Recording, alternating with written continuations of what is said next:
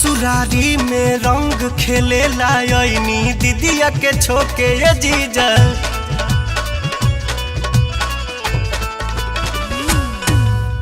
हमारो मन पनियाई दिहनी दूनो जो बनवा टोके ये जीजा।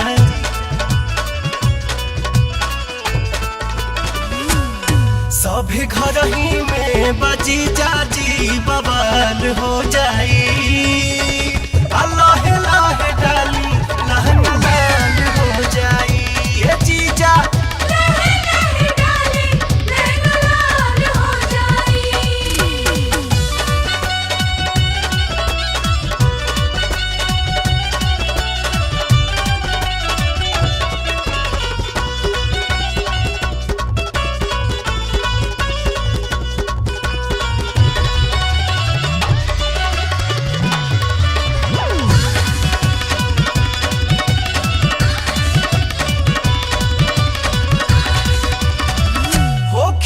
बेकाबू बारा दस करी जीजा जी।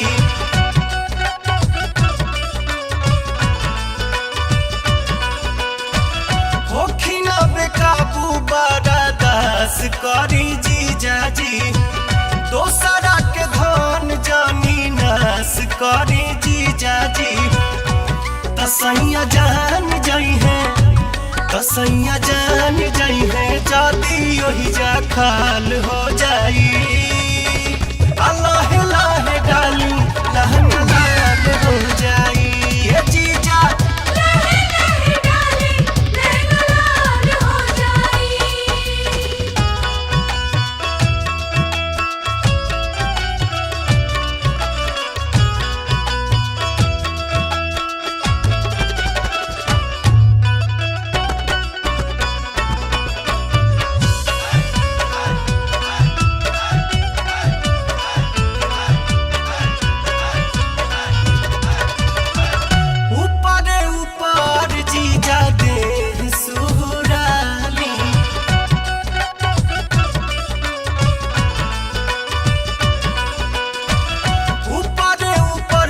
जीजा देह सुहराली रंगवा गुलाल नहीं लहंगा में डाली। कि दीदिया सुन ली तो से जिया पे हड़ताल हो जाई। अल्लाह लाहे डाली लहंगा लाल हो जाई ये जीजा। लहे लहे डाली लहन लाल हो जाई।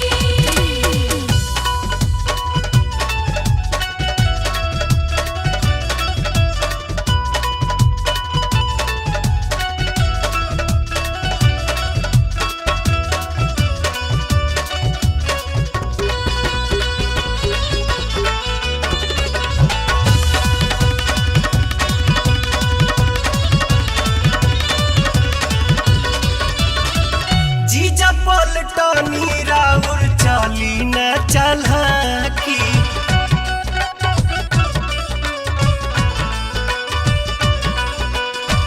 जीजा पलटनी राउर चाली न चलकी। जाई होन हटी जमी चोलिया में झांकी। मुन्ना देख ली है ता जिंदगी भर ना सवाल हो